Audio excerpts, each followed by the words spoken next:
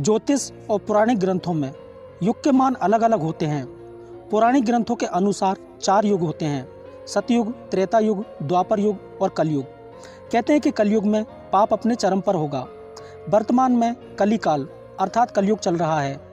ग्रंथों के हिसाब से देखा जाए तो कलयुग को लेकर कई ऐसी भविष्यवाणियाँ की गई हैं जिन पर विश्वास नहीं होता। लेकिन हैरानी की बात यह है कि इनमें से कई भविष्यवाणियाँ सच होने वाली हैं। ये भविष्यवाणियाँ स्वयं भगवान श्री कृष्ण ने की थी, जो बिल्कुल सच साबित हो सकती हैं। पृथ्वी का अंत कब और कैसे होगा, इसको लेकर भी ग्रंथों में भविष्यवाणियाँ की गई हैं। आज के इस वीडियो में हम आपको कलयुग को लेकर भगवान श्री कृष्ण की भविष्यवाणियों के बारे में बताएंगे।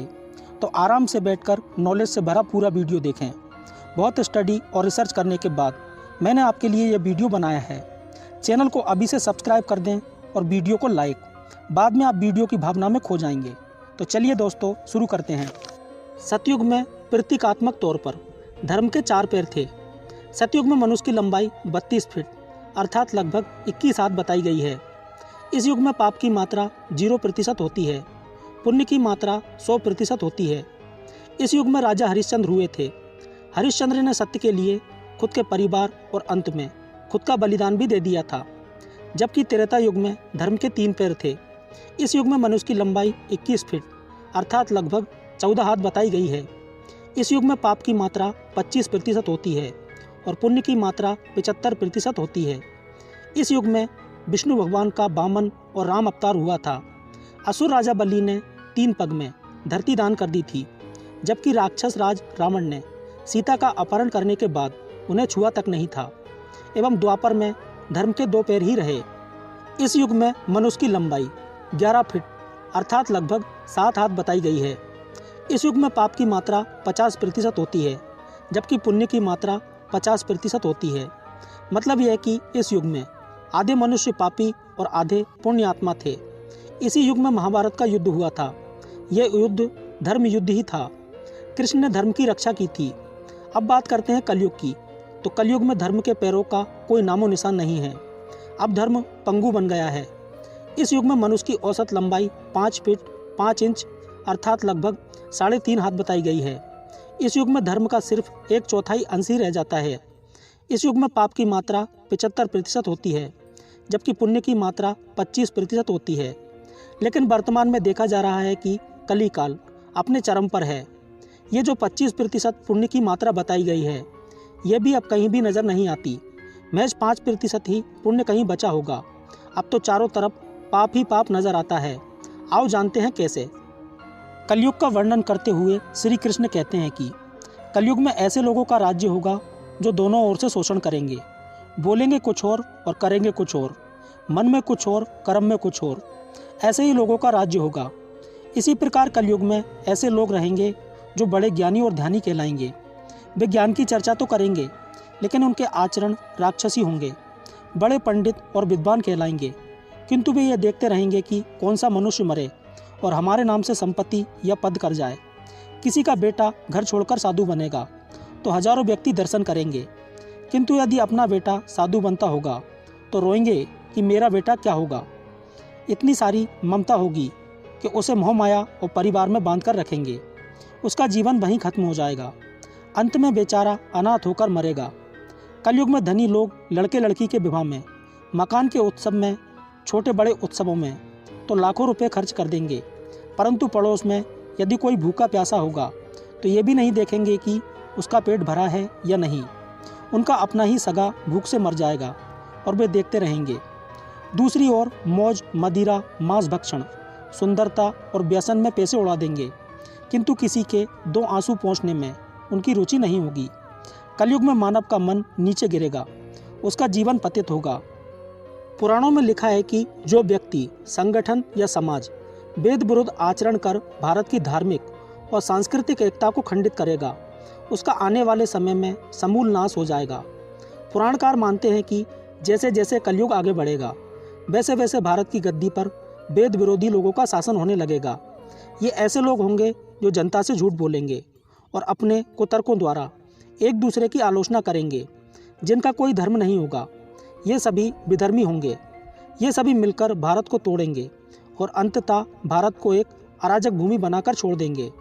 ज्यों ज्यों घोर कलयुग आता जाएगा, त्यों त्यों सौराष्ट्र, अवंती, अधीर, सूर, अर्बुद और मालव देश के ब्राह्मणगण संस्कार शून्य हो जाएंगे तथा राजा लोग भी शूद्र तुल्य हो जाएंगे।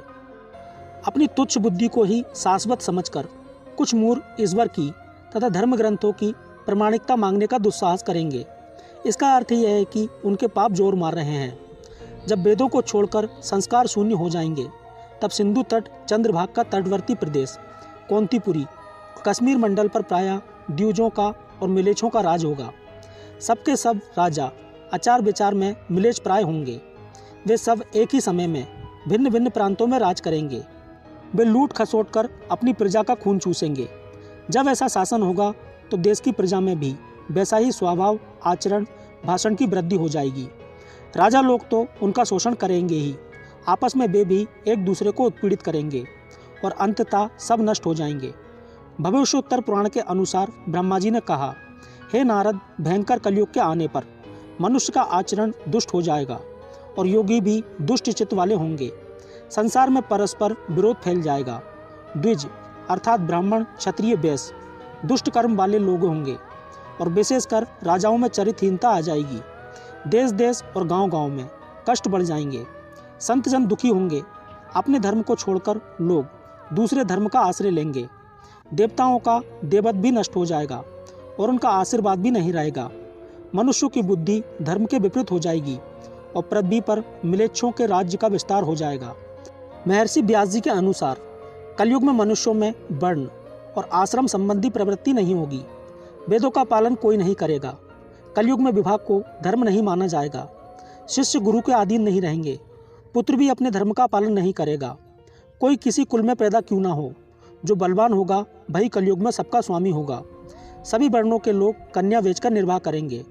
कलयुग में जो भी किसी का वचन होगा वही शास्त्र माना जाएगा। कलयुग में थोड़े से धन से मनुष्यों में बड़ा घमंड होगा। स्त्रियों को अपने केसों पर ही रूपवती होने का गर्व होगा। कलयुग में स्त्रियां धनहीन पति को त्याग देंगी। उस समय धन पुरुष ही स्त्रियों का स्वामी होगा। जो अधिक देगा उसे ही मनुष्य अपना स्वामी मानेंगे। उस समय लोग प्रभुता के कारण संबंध रखेंगे। द्रव्य राशि घर बनाने में ही समाप्त हो जाएगी। इससे दान पुण्य के काम नहीं होंगे और बुद्धि धन के संग्रह में ही लगी रहेगी। सारा धन उपभोग में ही समाप्त हो जाएगा। कलयुग की स्त्रियां अपनी इच्छा के अनुसार आचरण करेंगी। हाव भाव विलास में ही उनका मन लगा रहेगा। अन्याय से धन पैदा करने वाले पुरुषों में उनकी आसक्ति होगी। कलयुग में सब लोग सदा सबके लिए समानता का दावा करेंगे। कलयुग की प्रजा बाढ़ और सूखे के भय से व्याकुल रहेगी। सबके नेत्र आकाश की ओर लगे रहेंगे। वर्षा न होने से मनुष्य तपस्वी लोगों की तरह फल मूल व पत्ते खाकर और कितने ही आत्मघात कर लेंगे। कलयुग में सदा अकाल ही पड़ता रहेगा। सब लोग हमेशा किसी न किसी कलेशों से घिरे रहेंगे। किसी किसी को तो थोड़ा बहुत सुख मिल जाएगा। सब लोग बिना स्नान करे ही भोजन करेंगे। देव पूजा, अतिथि सत्कार, श्राद्ध और तर्पण की क्रिया कोई नहीं करेगा। कलयुग की स्त्रियां लोभी, नाटी, अधिक खाने वाली और मंद भाग वाली होंगी। गुरुजनों और पति की आज्ञा का पालन नहीं करेंगी तथा पर्दे के भीतर ही नहीं रहेंगी। अपना ही पेट पालेंगी। क्रोध में भरी रहेंगी। ध्येय शुद्धि की ओर ध्यान नहीं देंगी तथा असत्य और कटु वचन बोलेंगी। इतना ही नहीं, वे दुराचारी पुरुषों से मिलने की अभिलाषा करेंगी। ब्रह्मचारी लोग वेदों में कहे गए व्रत का पालन किए बिना ही वेदा ध्यान करेंगे। गृहस्थ पुरुष ना तो हवन करेंगे, ना ही सतपात्र को उचित दान देंगे। वनों में रहने वाले वन के कंदमूल आदि से निर्वाह न करके ग्रामीण आहार का संग्रह करेंगे और सन्यासी भी मित्र आदि के स्नेह बंधन में बंधे रहेंगे। कलयुग आने पर राजा प्रजा की रक्षा न करके बल्कि कर के बहाने प्रजा के ही धन का अपहरण करेंगे। अधम मनुष्य संस्कारहीन होते हुए भी पाखंड का सहारा लेकर लोगों को ठगने का काम करेंगे। उस समय पाखंड की अधिकता और अधर्म की वृद्धि होने से लोगों की आयु कम होती चली जाएगी। उस समय 5, 6 अथवा 7 वर्ष की स्त्री और 8, 9 या 10 वर्ष के पुरुषों से ही संतान होने लगेगी। घोर कलयुग आने पर मनुष्य 20 वर्ष तक ही जीवित रहेंगे। उस समय लोग मंदबुद्धि, व्यर्थ के चिन्ह धारण करने वाले, बुरी सोच करने वाले होंगे। लोग ऋण चुकाए बिना ही हड़प लेंगे तथा जिसका शास्त्र में कई विधान नहीं है, ऐसे यज्ञों का अनुष्ठान होगा। मनुष्य अपने को ही पंडित समझेंगे और बिना प्रमाण के ही सब कार्य करेंगे। तारों की ज्योति फीकी पड़ जाएगी, दसों दिशाएं विपरीत होंगी। पुत्र पिता को तथा बहुएं सास को काम करने भेजेंगी। कलयुग में समय के साथ साथ मनुष्य वर्तमान पर विश्वास करने वाले, शास्त्र ज्ञान से रहित, दंभी और अज्ञानी होंगे। कलयुग के अंत के समय बड़े बड़े भयंकर युद्ध होंगे। भारी वर्षा, प्रचंड आंधी और जोरों की गर्मी पड़ेगी। लोग खेती काट लेंगे, कपड़े चुरा लेंगे, पानी पीने का सामान और पेटियां भी चुरा लेंगे।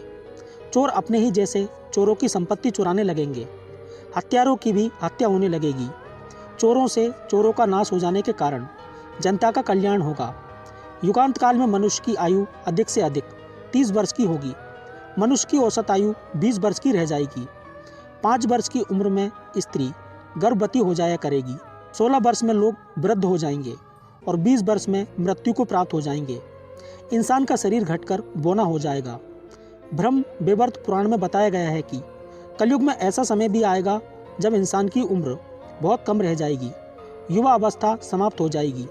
कली के प्रभाव से प्राणियों के शरीर छोटे छोटे, क्षीण और रोगग्रस्त होने लगेंगे। श्रीमद् भागवत के द्वादश स्कंद में कलयुग के धर्म के अंतर्गत श्री सुखदेव जी परीक्षित जी से कहते हैं कि ज्यों ज्यों घोर कलयुग आता जाएगा, त्यों त्यों उत्तरोत्तर धर्म, सत्य, पवित्रता, क्षमा, दया, आयु, बल और स्मरण शक्ति का लोप होता जाएगा। अर्थात लोगों की आयु भी कम होती जाएगी।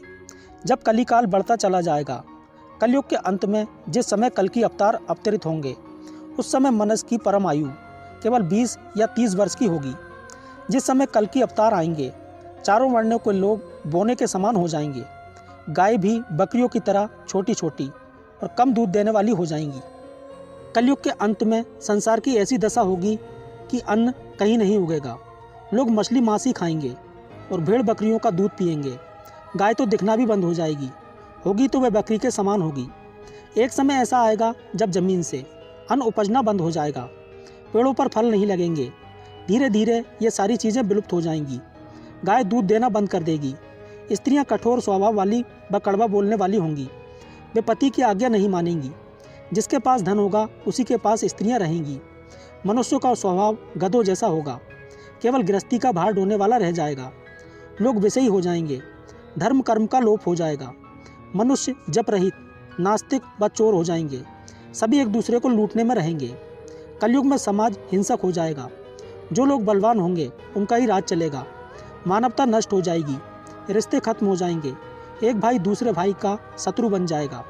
जुआ, शराब, पर स्त्री गमन ही और हिंसा धर्म होगा।